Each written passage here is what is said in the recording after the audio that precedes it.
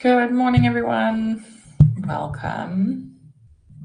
Welcome to Thursday's meditation. I'm here with Christine. Thank you for guiding us this week, Christine. I missed yesterday, but I hope you all had a good time exploring our continued theme of doubt and our relationship to doubt. Hope everyone's learning some helpful practices and techniques to working with it. So we'll run the same as we always do for daily meditation today. For those who are maybe just joining for the first time, we just have some instruction, some guidance at the beginning, and then we'll sit together or lie down, whatever posture you like, for about 25 minutes, 30 minutes, and then we have some time for questions and answers at the end. So you can either come on screen to ask a question. There's a raise your hand icon at the bottom of your screen, or you can type a question in the chat.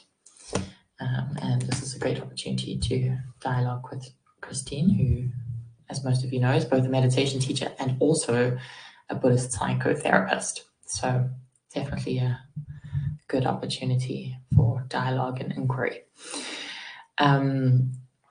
And another thing to say is that if you've been attending these sessions and you're not familiar yet with the way we run them on the basis of dana or donation basis, which means you don't pay to attend, but we invite donations for the support of the organization of Sangha Live and for Christine.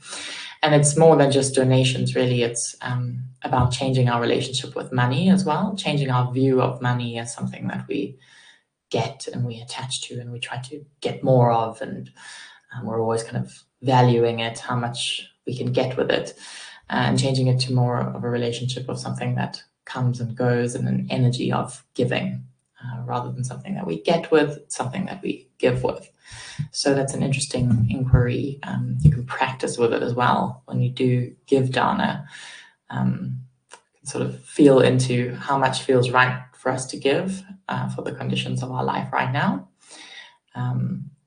rather than sort of looking at, well, how much was this worth? So I wish you well with that inquiry, and you've got up until tomorrow evening, Europe time, to donate to Sangha Live to ensure that the donation is shared with Christine as well. So to donate, you just go to sangha.live/donate. It's very easy. And if you're watching the recording, you can do so as well. So thank you, everyone, and I will see you again tomorrow. So, hello again, friends, Dharma friends, beautiful people, welcome back. So, as Faith just said, we're going to continue with our theme, freeing the heart mind from doubt. And on Monday, on Tuesday, and Wednesday, we discussed the first 3 steps that the Buddha suggested for working with doubt, the hindrance that I call neurotic doubt, and how to free oneself from neurotic doubt. And today we will investigate step 4 of the Buddha's list, which is, quote, "One knows how arisen doubt can be removed." So we will also inquire directly into self-doubt and explore if we can soften it, dissolve it, and perhaps see through self-doubt. And after that, we will transition into meditation. And at the end, as usual, a little time for sharing and questions. So, as we have discussed during the week, when neurotic doubt or self-doubt is hijacking our minds, we don't always notice the thoughts and the beliefs that are underlying doubt, nor the damage that they are doing.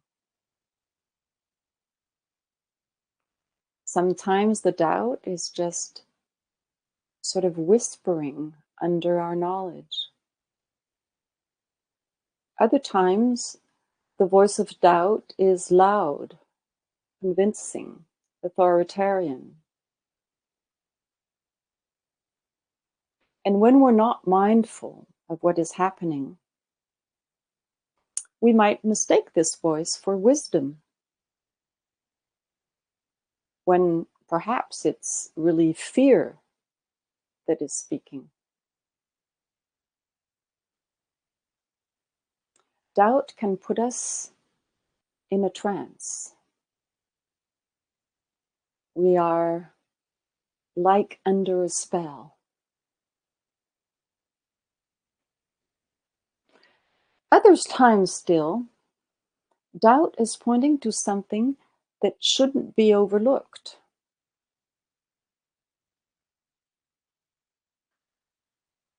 In this case, we are the doubting is because there is something here that needs to be listened to deeply.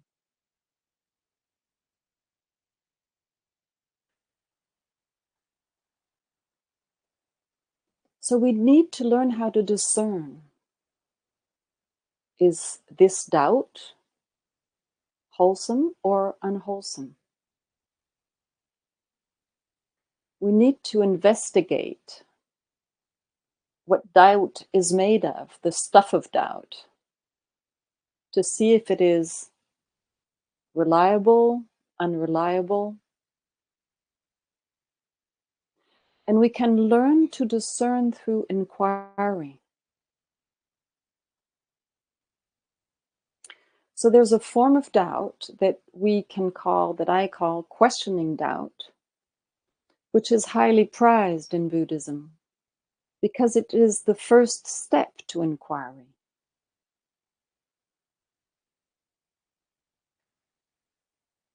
When we doubt, when we don't know, when we hesitate, inquiry is a means for finding a deeper truth.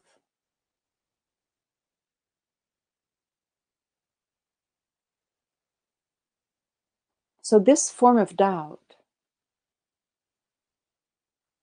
is the spirit of questioning, the spirit of critical examination, which both in ancient times and in modern times, in the East and in the West, has been regarded as a method of inquiry to examine reality and determine what is reliable or not. To name just two examples, today in modern science, doubt is an integral part of the process of inquiry and experimentation.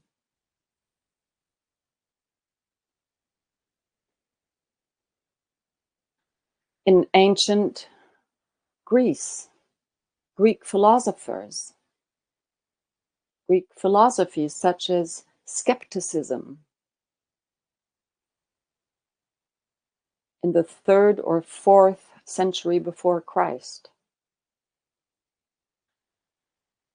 In skepticism, doubt was understood as an important philosophical tool for avoiding dogmatism, and for achieving a certain form of clarity and inner peace called ataraxia.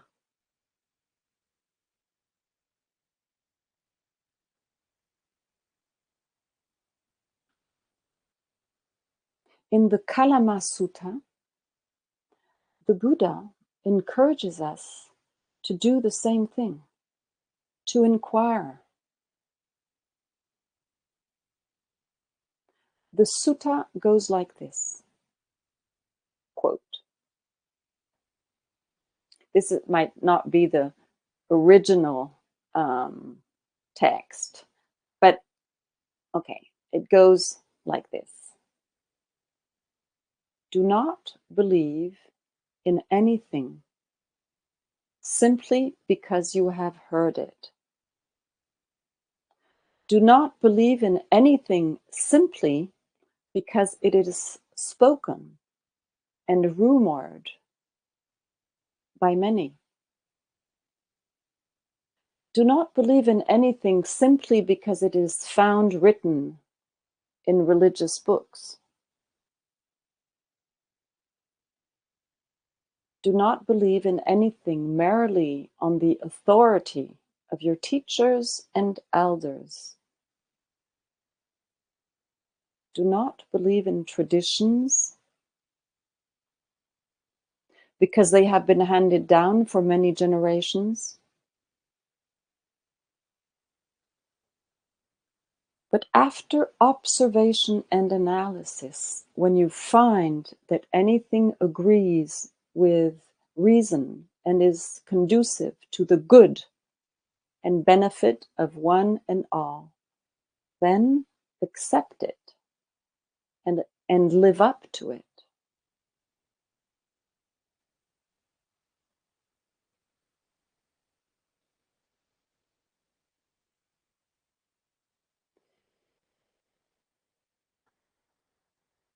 So for the subject that we are studying, doubt, self-doubt, doubt is a hindrance. Inquiry can allow us to challenge the limiting beliefs we have, the limiting beliefs we have about ourselves.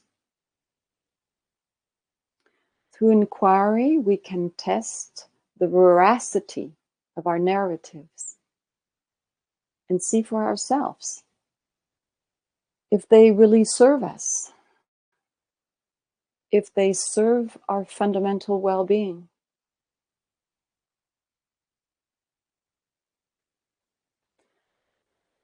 When we are full of self-doubt,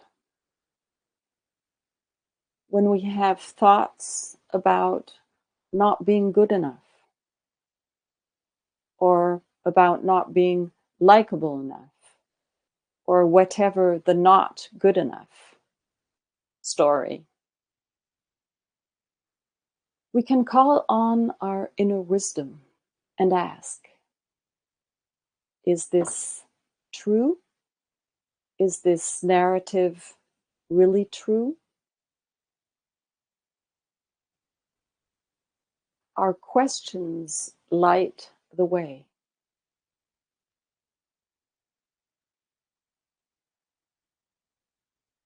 So now let's proceed with an inquiry.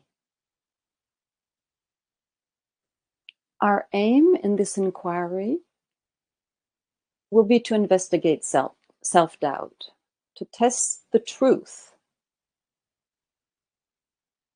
of the narrative, and to call on our inner wisdom to free ourselves. So the questions for this inquiry are largely inspired from Byron Katie's work. So if you're interested in her work, you can find her site easily on the internet.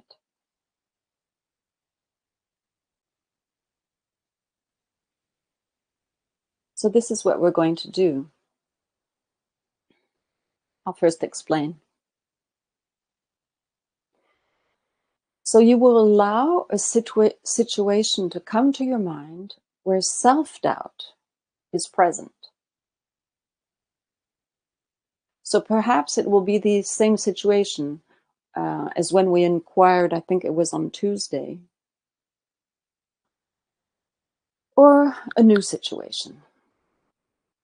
But for this inquiry, the important thing is that the situation you choose should be linked to some self-doubt.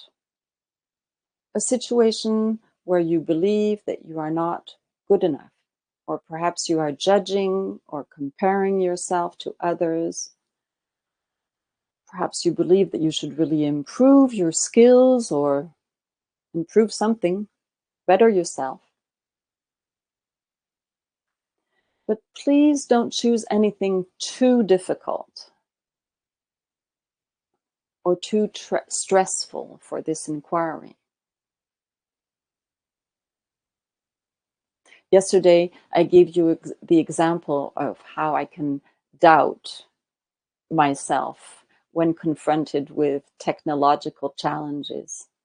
So something of this sort, but that doesn't slip directly into a big drama.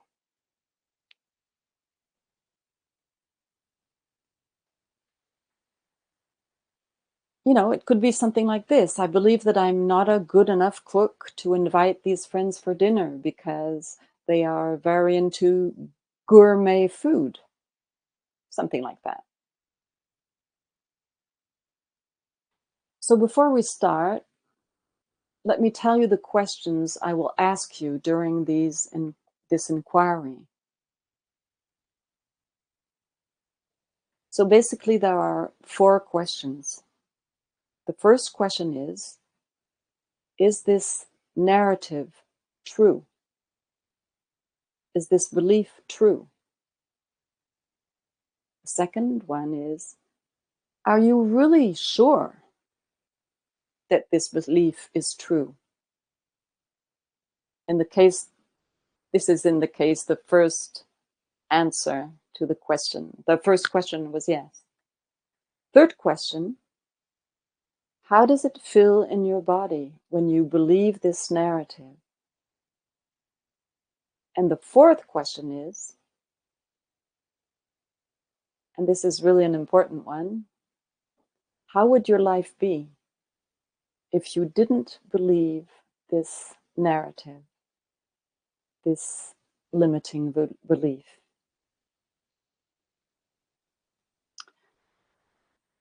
So for this inquiry, you can find a comfortable position. You can sit if you wish or lie down.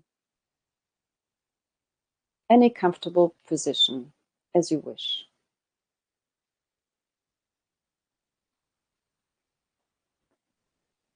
So here we go. Find a comfortable position for the inquiry.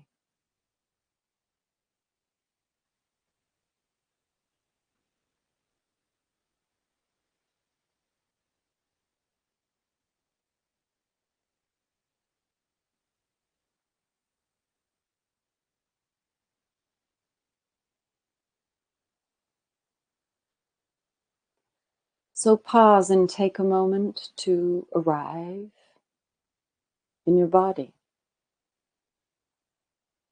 and slow down.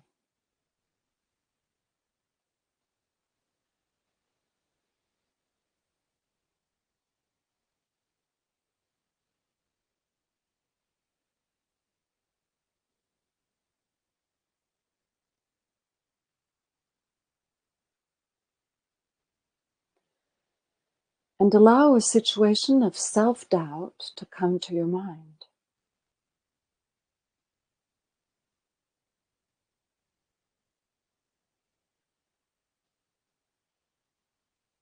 Nothing too stressful. But self-doubt is here in that situation.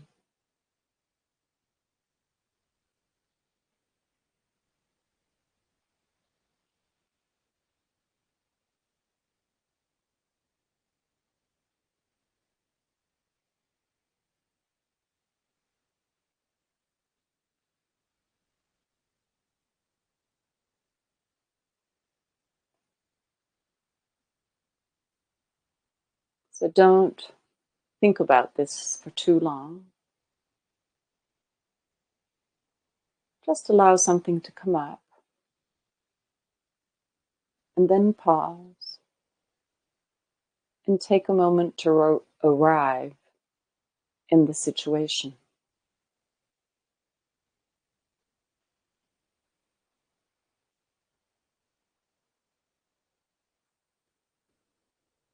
So you visualize the situation.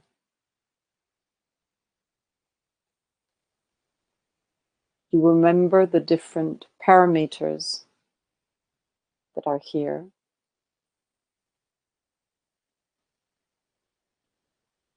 Perhaps there is some judgment about yourself, or some comparison.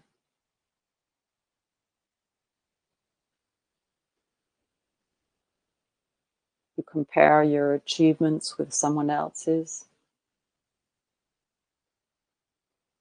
Or perhaps you doubt that you have what it takes to do something that you would like to do.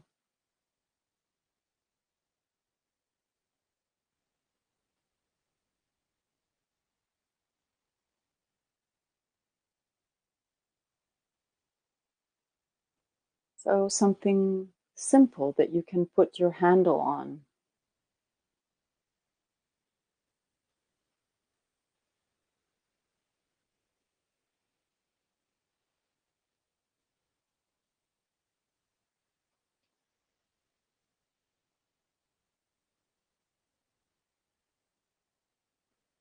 And see now if you can identify the narrative that is going on in your head, in your mind, in your heart.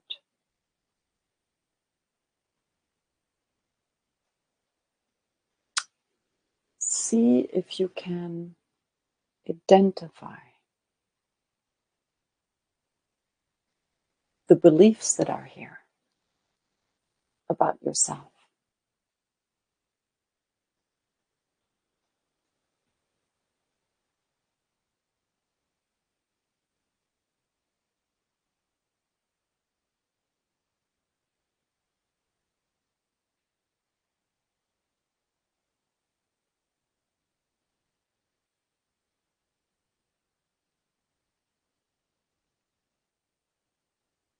So maybe there are many beliefs about yourself that are running through your mind. And if this is the case, choose one.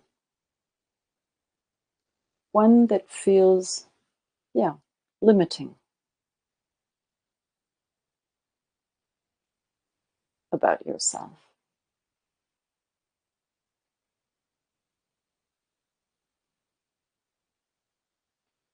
Choose one limiting belief for the purpose of the inquiry.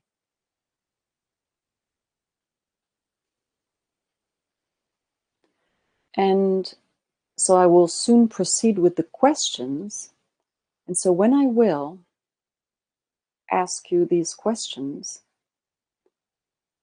simply allow the responses to the questions to arise spontaneously in your mind without thinking too much. Allow the process to happen intuitively at a deeper level.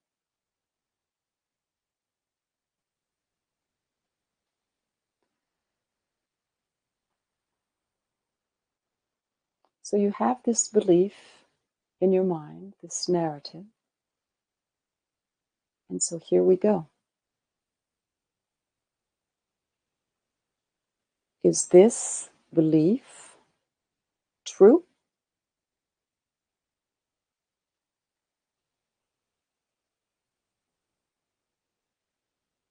So let the question drop deeply. Is this belief true?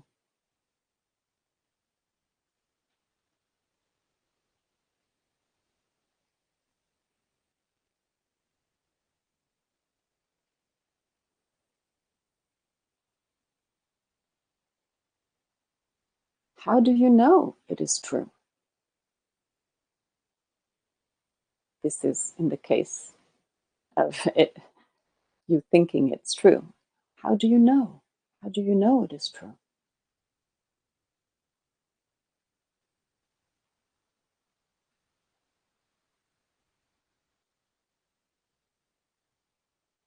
In other words, what are the facts?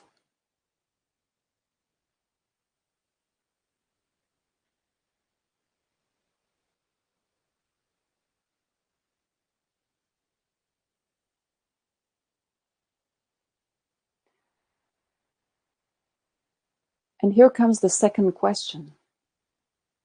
In the case where your answer was, yes, this is true, are you really sure it is true?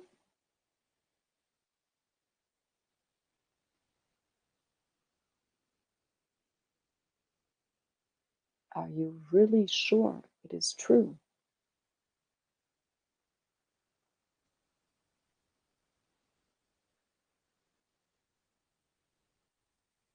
In some situations, it can feel true and still not be true.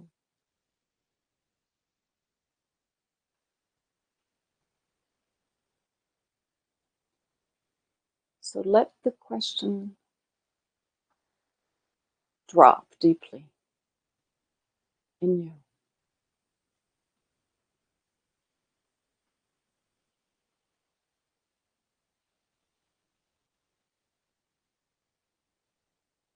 And now, third question.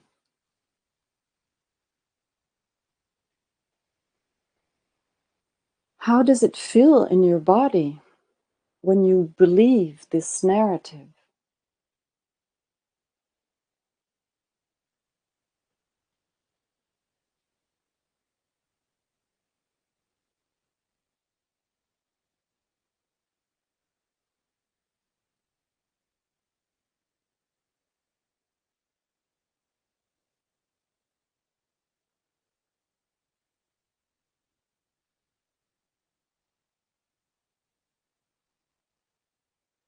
Are there parts of your body that are activated when you believe this narrative? Just acknowledging.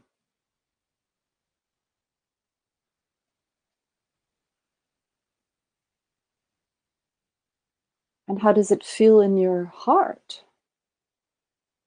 when you believe this narrative?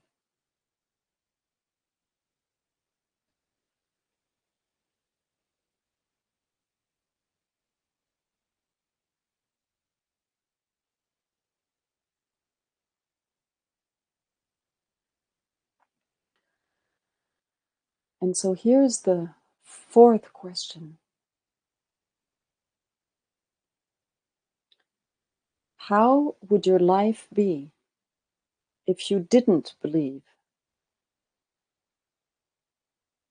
this limiting belief? If you didn't believe this narrative, how would your life be?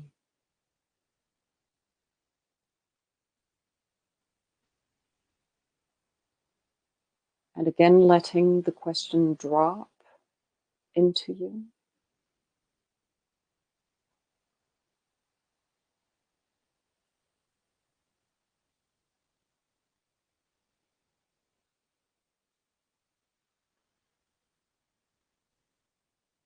And let the response arise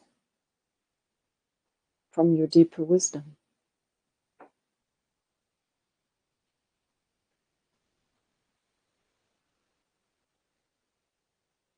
How would your life be if you didn't believe this narrative?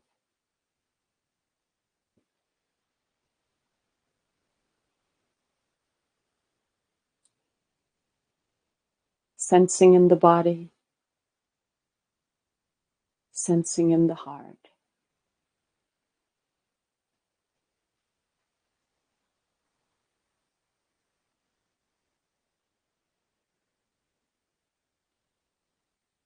And I'm adding a question here.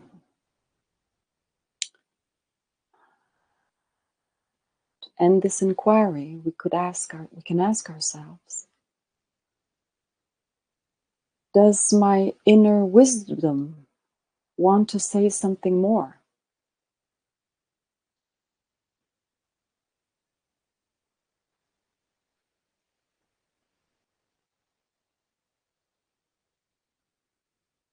before we end the inquiry, allowing your inner wisdom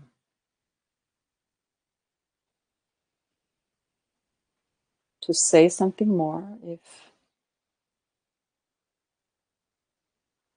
it wishes to express itself. Deeply listening.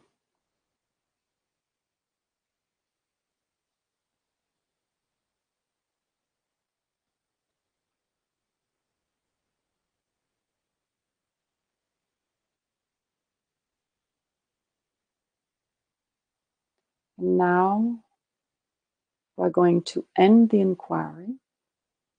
We are going to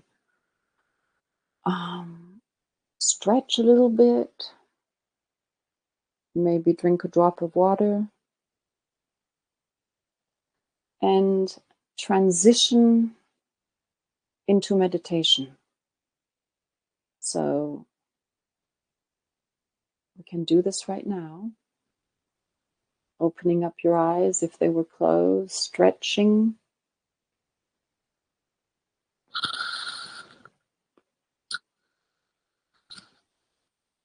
And coming back to a sitting position if you wish, or the posture that is good for you for meditation.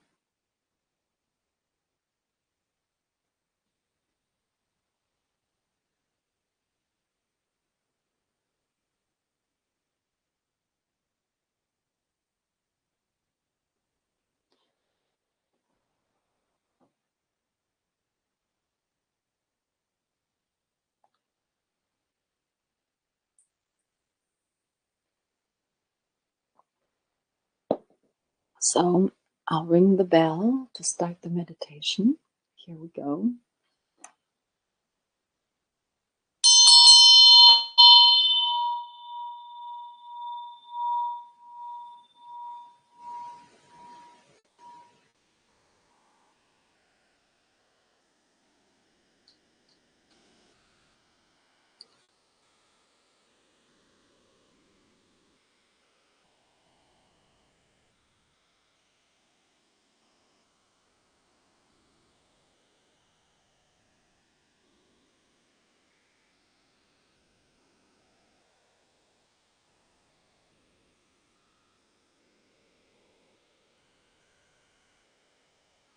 Sitting like a mountain.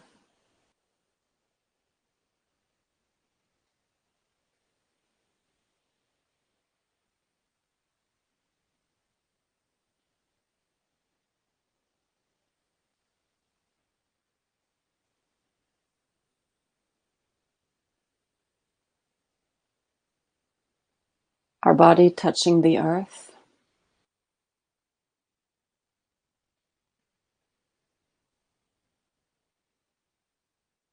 Sensing into that.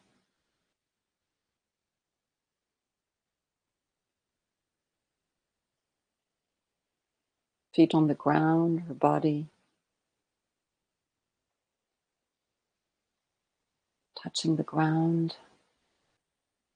in different places depending on how you are. What is your posture?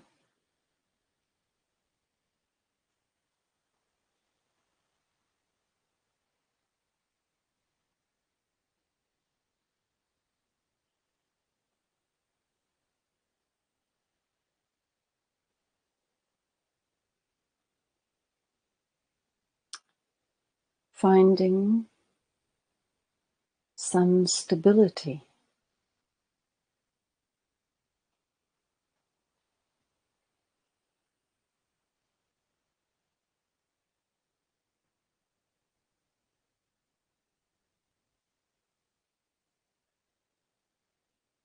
In the midst of everything moving through.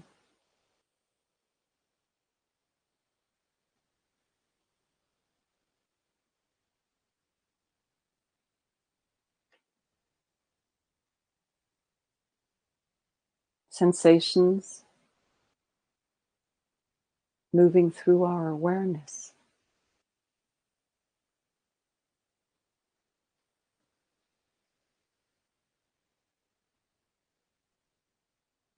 sounds,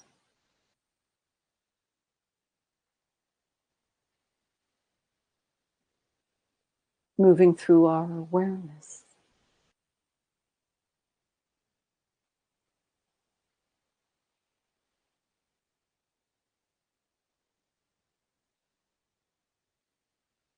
Breath moving through our awareness.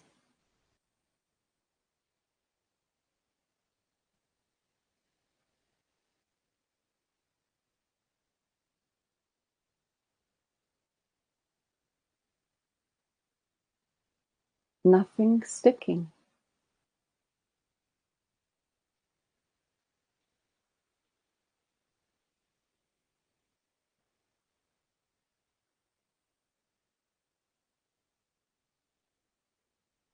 Everything moving through.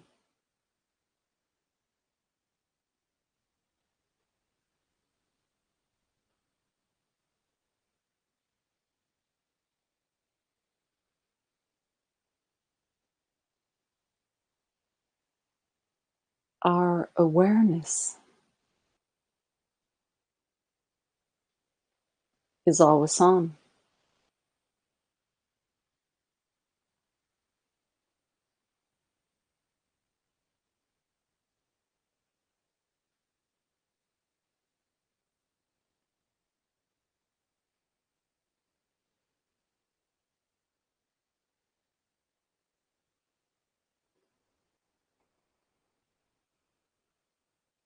Our awareness is this stable mountain.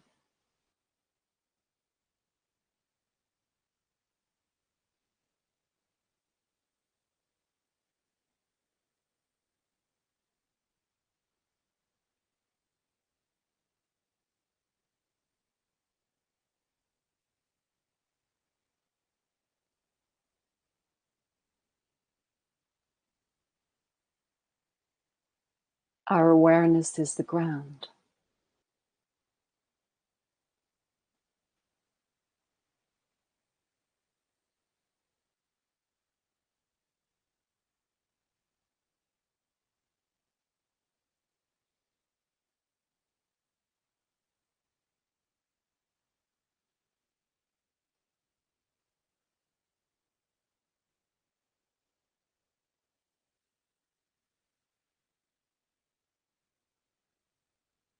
Touching the ground of open awareness.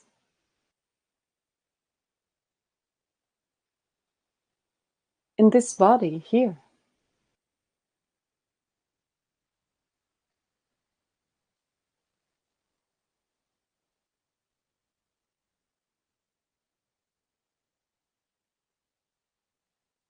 And if something sticks, offering it all back to awareness.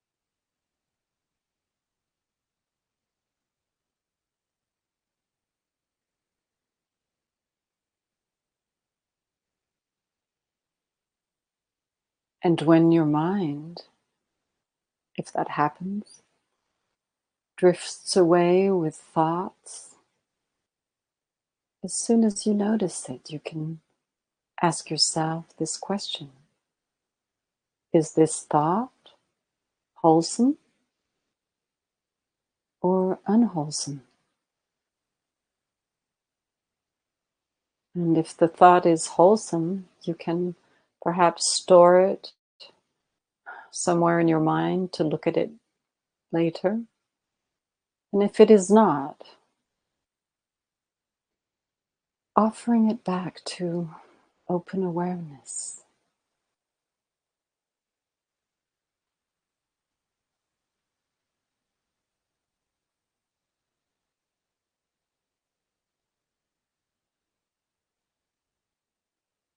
Coming back to the simplicity of breath,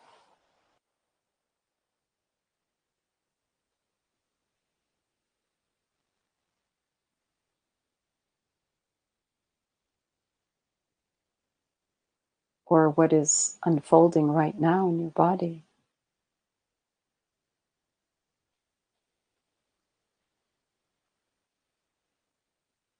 It all comes and goes.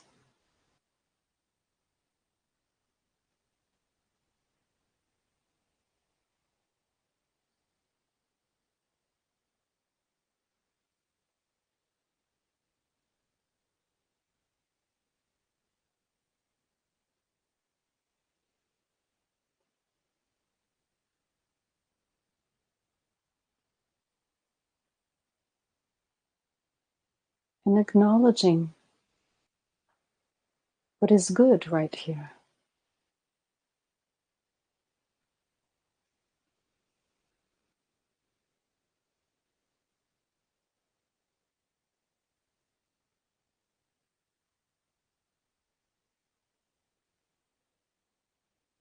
What is already good right here.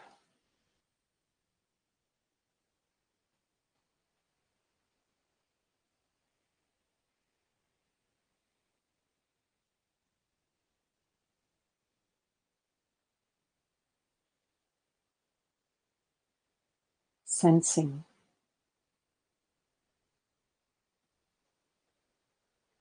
not thinking, sensing.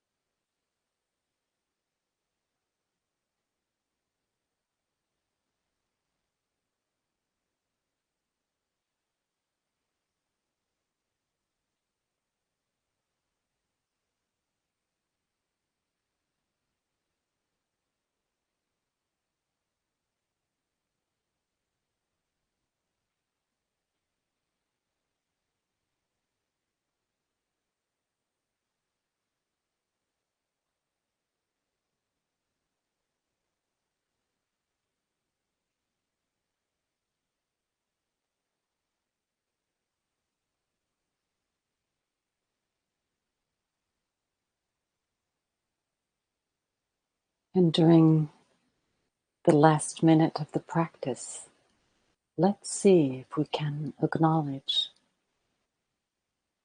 the goodness that we are in our core, the goodness that is already here.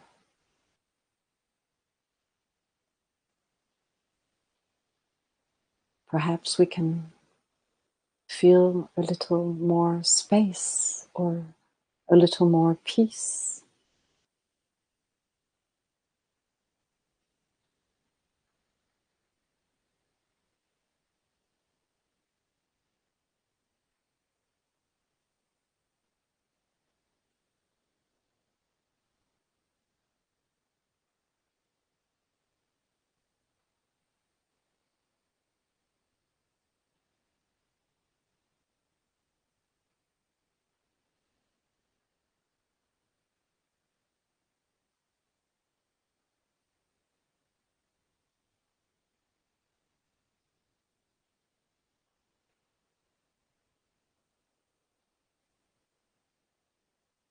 May we all know the goodness that lies at our core.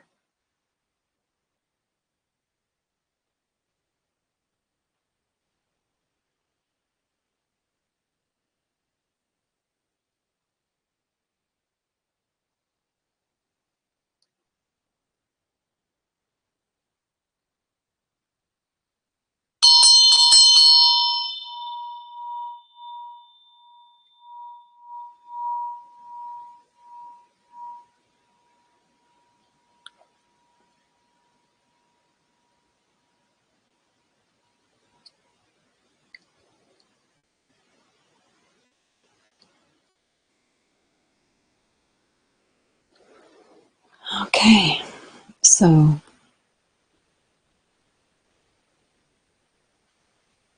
I rang the bell. I suppose you heard it. So I'm gonna stretch a bit, change positions.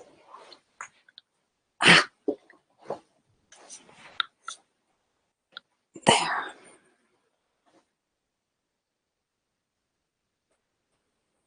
Okay. So please, if you would like to share your experience, or if you have questions, this is the time for that.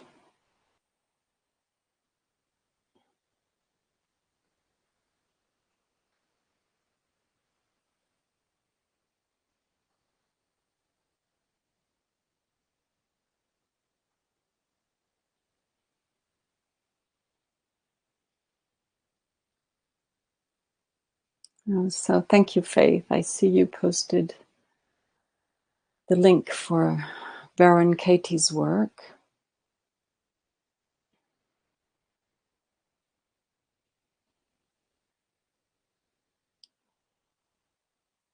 So yeah, I'm just wondering how the inquiry went for you, if you had any insights.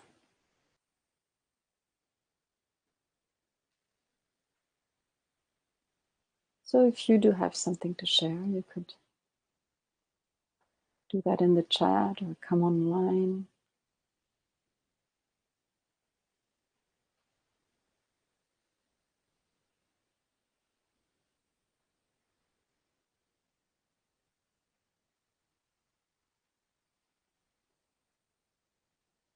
And if nothing comes, that's fine too.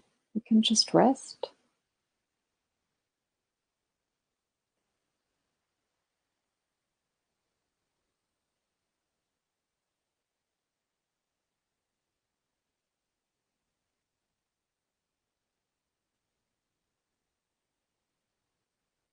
So I see Faith wrote, super helpful for me. It was a clear no on the first question.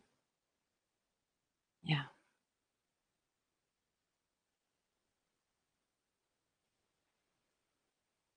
And Faith adds, I realized how often I am believing things that I have zero evidence for.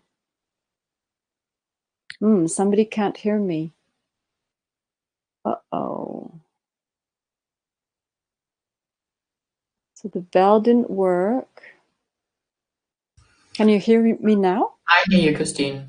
Okay. So,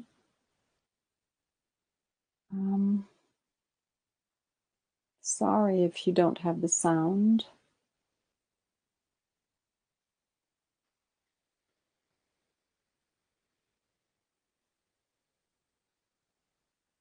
Okay, other people can hear me. Thank you for the comments about good hearing. And sorry for those who can't hear. I see a question from Nita. What were the five questions of the Buddha? Okay, so the first question was, now I can't remember them. My mind is going blank. But you know what? We can write those and put them somewhere in the chat. Let me think now. The first question was, how do I know? I think it was something like, how do I know that doubt is here? And the second one, oh no, my mind is just going blank. Sorry, but we'll write them down. Oops, and now things are jumping around. Jill writes, as I get older, I'm nearly 83. Oops, it's jumping. I wonder what I can and can't do now. Can I get out of the sea if I get in? Having had a fall, I feel more vulnerable, but I don't want to give up.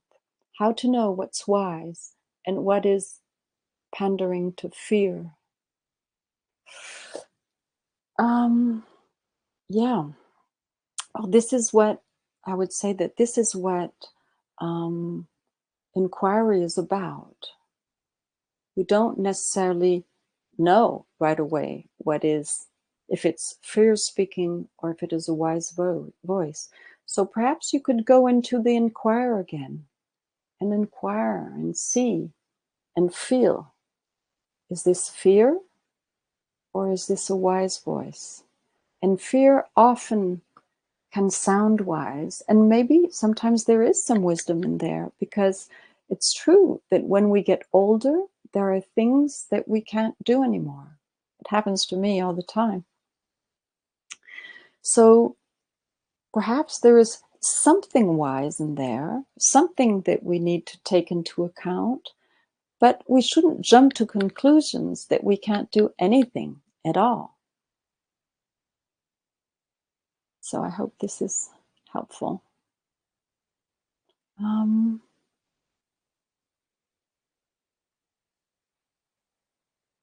Michael writes, I was surprised at how clearly my body reflected the release from doubt during the exercise. Great learning. Oh, I'm happy it was helpful. Faith, I was also reminded of Tara Brach's phrase, real but not true. Oops. Oops, oops, oops, oops, oops, oops. To explain how our beliefs can feel so real in our bodies and minds. Yeah, Faith. Tara Brach's work is really interesting. Yeah, and I did take that sentence from her. Real but not true. Patricia writes, and Alistair writes, thank you for the inquiry process. Helped to be guided. It revealed my underlying tendency to want things to be reliable, including myself. Yeah. So I'm glad you're back with sound, Jamie.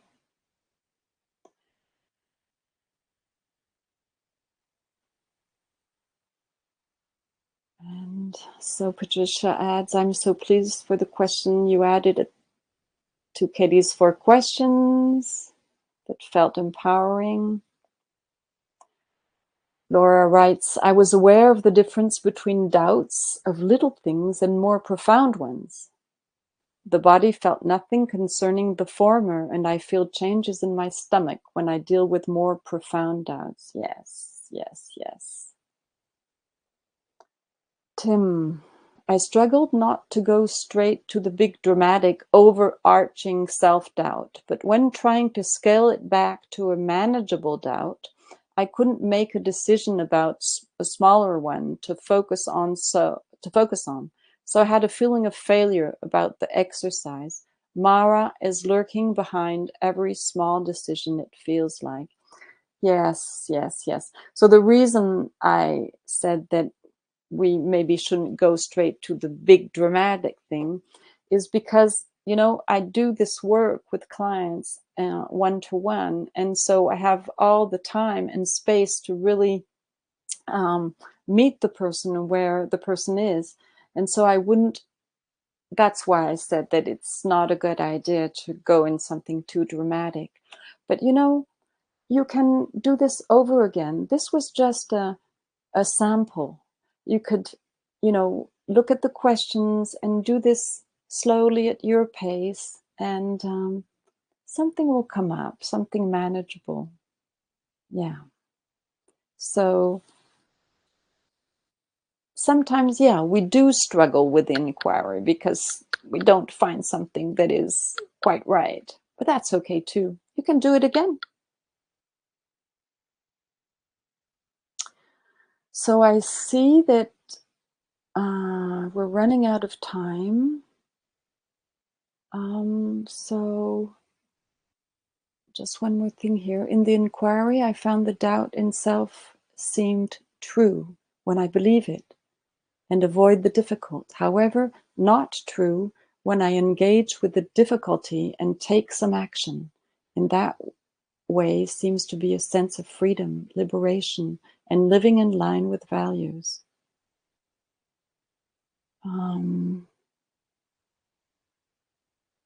Oops. So, yeah, I'm not sure I get everything in there. So maybe I should end by saying that I'm happy that you see a sense of liberation and freedom and living in line with your values. I really think we should end here. So thank you all for your sharing. Sorry if I haven't read everything and haven't answered everything.